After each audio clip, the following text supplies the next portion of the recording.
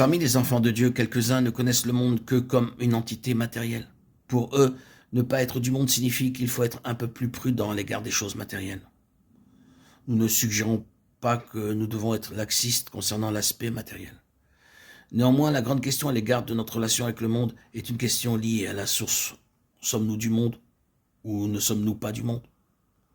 En d'autres termes, nous ne devons pas du tout appartenir à ce monde. Il y a beaucoup de choses dans la vie des enfants de Dieu qui semblent être spirituelles, mais souvent, si ces choses étaient examinées à leur source, elles s'avéreraient procéder du monde. Bien que les termes soient scripturaires, les choses peuvent avoir leur source dans le monde. Par exemple, nous sommes d'accord pour dire que l'humilité est une vertu, et assurément, elle est une façon de se conduire recommandée par les Écritures. Cependant, discerner si l'humilité décrite dans les Écritures et l'humilité dans nos vies est une seule et même chose peut souvent poser un réel problème. Fréquemment, en remontant la source de notre humilité, nous voyons surgir certaines considérations.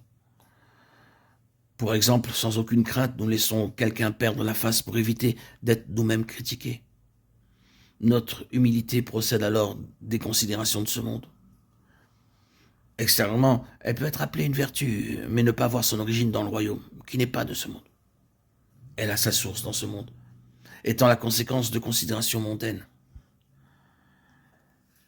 Puissions-nous voir qu'un chrétien qui vit par Dieu peut aussi bien être doux que vigoureux, parce qu'il n'est pas gouverné par les considérations de ce monde. Les enfants de Dieu parlent souvent comme étant du ciel. Que signifie être du ciel? Cela signifie en réalité que ceci ou cela vient des cieux, que le ciel en est la source. De la même manière, que signifie alors être du monde? Cela ne se rapporte pas au fait que notre être est en contact permanent avec le monde, mais cela parle de tout ce qui vient de ce monde. Il règne et gouverne sur un royaume qui n'est pas de cette terre. Son royaume n'a rien de commun avec celui de ce monde. C'est pour cette raison que notre problème n'est pas de savoir si nous avons quitté le monde, mais de savoir ce qui demeure du monde en nous. Le Seigneur Jésus est venu dans ce monde pour rendre témoignage à la vérité. En ce temps-là, les hypocrites essayèrent de se débarrasser de lui parce que leur conduite était mauvaise et qu'ils aimaient mieux les ténèbres que la lumière. Jean 3, 19. Mais le Seigneur Jésus n'a pas cédé devant leur puissance mauvaise. Pendant qu'ils le raillaient, il demeura silencieux. Il donna un excellent témoignage à la vérité quand sa personne et son œuvre furent mises en cause. Bien qu'il semble apparemment n'avoir rien accompli, il est aujourd'hui à la droite de la puissance de Dieu. Il reviendra un jour sur les nuées.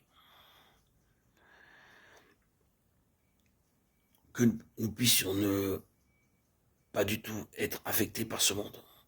Louer sur le Seigneur. Tous ceux qui le suivent doivent être attentifs à son témoignage.